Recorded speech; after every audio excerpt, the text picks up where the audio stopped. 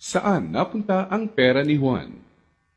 Kaibigan, pamilyar ka ba sa tatlong mukha ni Juan pagdating sa paggamit ng pera? Alam mo bang may pagkakaiba sa ugaling pinansyal si Juan mahirap, middle class at mayaman? Sobrang simple lang ng mga pagkakaibang ito. Magtataka ka kung hindi lahat ng tao pamilyar dito.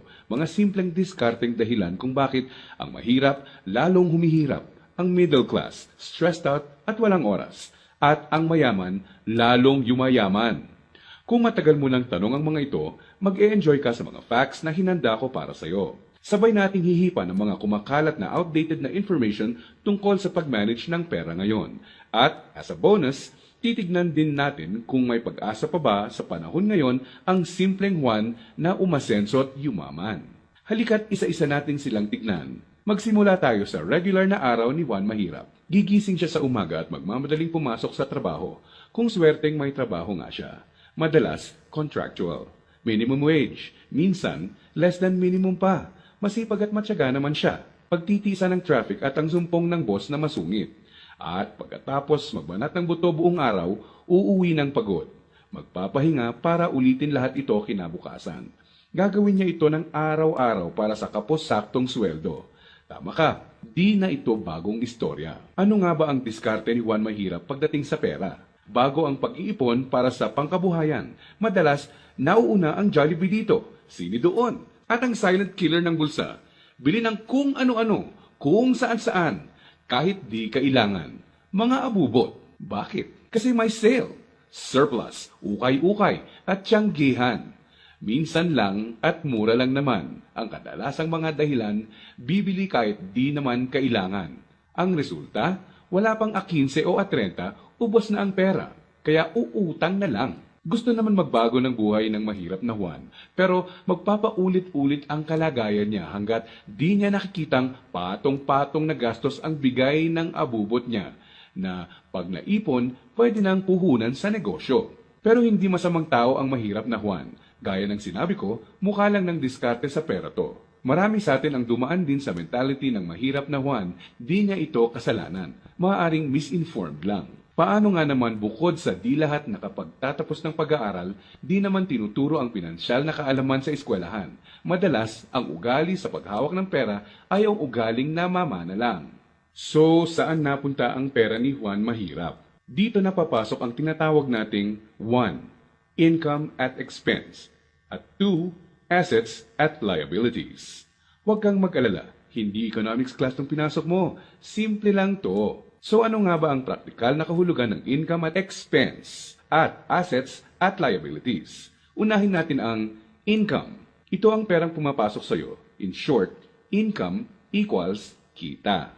Kapag lumabas naman ang pera, tinatawag natin tong expense. Sa madaling salita, expense equals gastos. Ngayon, ano naman ang assets at liabilities? Asset ang isang bagay kung binibigyan ka nito ng income o kita. At liability naman kung expense o gastos ang binibigay nito. Balik sa tanong, saan napunta ang pera ni Juan Mahirap? Ang maikling sagot, madalas mas maraming expense o gastos kesa income o kita ang mahirap na Juan. Maaring sa sahod o maliit na extra lang siya umaasa para sa income, samantalang kaliwat kanan naman ang pinanggagalingan ng expense. Naloko na. May pag-asa pa ba ang mahirap na Juan? Malalaman natin yan mamaya. Ngayon, tignan muna natin ang behind-the-scenes kwento ni Juan Middle Class. Sa unang tingin, okay na okay ang lagay ng middle class na Juan. Ang totoo niyan, malaki ang tsansang mapagkamalan mo siyang mayaman. May bahay, may kotse, at nakikita mo silang nagbabakasyon minsan. At kung may bagong labas na gadget, mag-a-upgrade ang middle class na Juan. Pero ang di alam ng karamihan, marami dito ay promo, hulugan, o utang sa credit card na buwan-buwan sa sweldo nakakaltas. So, saan napupunta ang pera ni Juan Middle Class?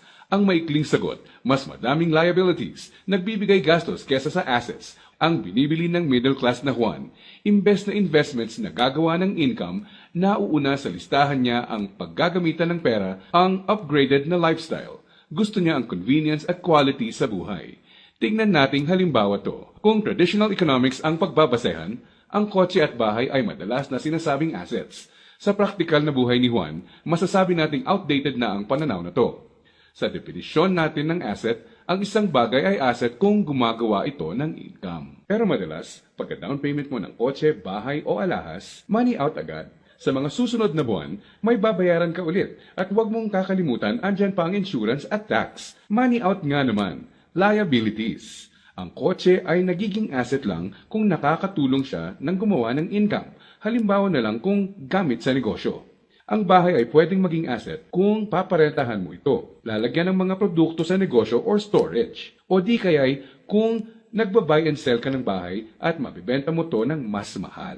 So bakit walang oras at stressed out si Middle Class 1? Para mabayaran ang mga liabilities, kailangang mag-overtime, kumuha ng mas maraming trabaho at maghangad na ma-promote ng middle class na Juan kung siya ay empleyado. Para sa mga professionals at self-employed, kailangan nilang kumuha ng mas maraming kliyente o projects. In short, kailangan nilang ibenta ang oras at skills nila ng higit pa sa ginagawa nila dati nung wala pang liabilities para kumita ng mas malaki. Tulad ng kalagayan ng isang doktor. Kung hindi niya sisiputin ang pasyente niya, wala siyang kita. Dito mo na makikitang may lumalamon na sa oras ni Juan Middle Class. May mga celebrations sa family at friends ang di na niya ma-attendan. Kaliwat ka ng stress na ang kapalit ng upgraded lifestyle ni Middle Class 1. Para sa kayod kalabaw na discarding to, gugustuhin niya ng reward, tama? Kaya mas madalas na siyang mag-taxi, kahit pwede namang mag-jeep. Starbucks coffee na, dati okay na ang 3-in-1. Sa restaurant na mas madalas kakain, kahit pwede namang sa bahay. Ilang halimbawa lang ito. Sa oras na maisip ni Juan Middle Class na magnegosyo, ang kita niyang pangpupuhunan sana, pambayad sa liabilities na pupunta. Kung tatanungin mo siya kung anong gusto niyang baguhin, madalas sasabihin niyang ibalik sa kanya ang oras niya. Mabait si Juan Middle Class. Gusto niya ng maganda at komportableng buhay para sa pamilya niya. Magaling din siya sa trabaho o sa propesyon niya. Sa kasamaang palad, pagdating sa pinansyal na mindset, may outdated advice at information siyang dala. Ang dating akala niyang assets ay liabilities na pala. May pag-asa pa ba si Juan Middle Class? Malalaman natin yan ilang sandali lang. Ngayon, tignan muna natin ang sikreto ni Juan Mayaman. Alam mo ba na madaming Juan Mayaman ang mga self-made? Ibig sabihin, bunga mismo ng sariling pagod, sakripisyo at tiyaga ang tinatamasa nilang tagumpay. Simple lang kung susumahin mo ang lifestyle niya, may time and financial freedom. Maluwag ang buhay kung may kailangan. Choice sila kung ano ang sasakyan nila, saan sila titira, sino ang makakasama at makakatrabaho nila, kailan at saan sila magbabakasyon, at iba pa. In reality, mas madami din silang tsansang makatulong sa kapwa, gaya ng pagdodonate sa charity at pagsali sa outreach programs. Balik tayo sa tanong, saan napunta ang pera ni Juan Mayaman? Kapag may perang hawak si Juan Mayaman, sa asset niya ito dinadala. At sa asset na ito ay kikita pa ng mas maraming pera para sa kanya. At ano naman ang gagawin niya sa bagong kitang ito? Tama ka, i-invest ulit niya sa ibang asset pa.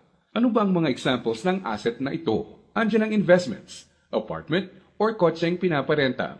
Ang edukasyon, seminar, tradings at iba pa na magtuturo sa iyo ng skills na kaya kang bigyan ng kita ay asset din.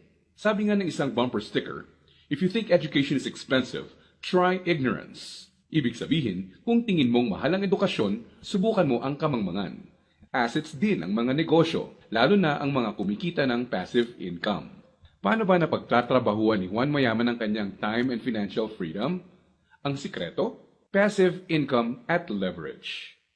Sa practical na ibig sabihin, ang passive income ay income na pumapasok kahit tapos na ang malaking parte ng trabaho mo dito. Konting oras na lang ang kailangan ni Juan Mayaman para i-maintain ang asset niya. Kahit natutulog siya, pumapasok pa rin ang kita. Hiramin naman natin kay Robert Kiyosaki ang ibig sabihin ng leverage. True leverage is the ability to do more and more with less and less.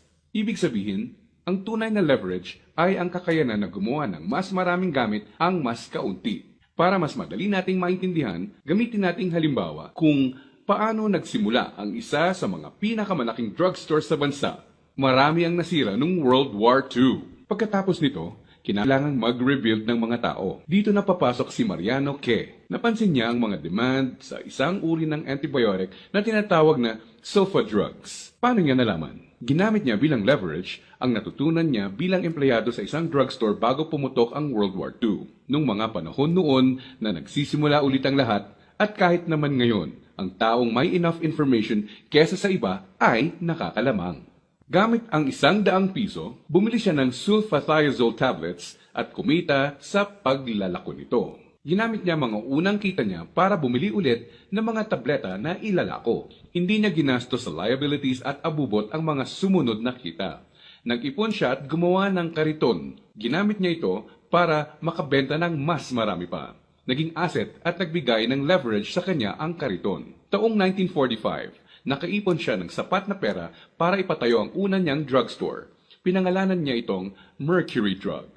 Ngayon, kahit natutulog si Mariano, may humigit kumulang 900 na branches na at 11,000 na empleyado ang mga nagtatrabaho para sa kanya. Leverage. Dahil dito, pumapasok pa rin ang passive income sa kanya.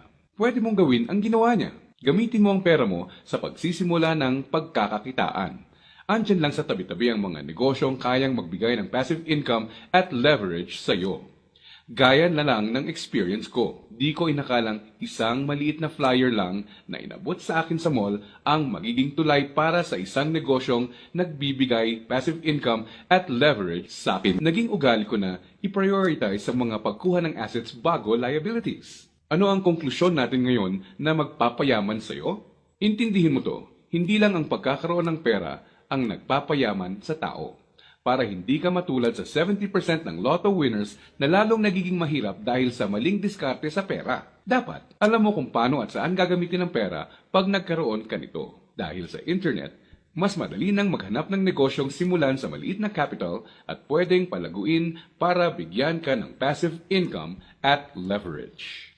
Ang importante, kailangan mo silang hanapin. Kailangan mong maging open para tumingin-tingin at kumuha ng idea at pag nakakita ka, pag-aralan at i-research mo to. Nandyan lang sila. Kailangan mo lang bigyan ng chance ang sarili mo na maging in the know. Ibig sabihin, kapag andyan na ang pagkakataon sa harap mo, alam mong di mo dapat palagpasin to. At sa pagkakakita ang papasukin mo, ipunin mo lang ang income mo. Gamitin mo to para palaguin pa ang assets mo hanggang ang kita ng assets at negosyo mo kahit di mo na directly pinatatakbo ay nagbabayad ng bakasyon, gadgets, kotse at bahay ng pamilya mo. Gaya ng mga self-made na Juan Mayaman, kaya mo itong simulan. So, si Juan Mahirap, unang binibili ay ang mga abubot. Si Juan Middle Class, unang binibili ay liabilities. At si Juan Mayaman naman, unang binibili ay assets.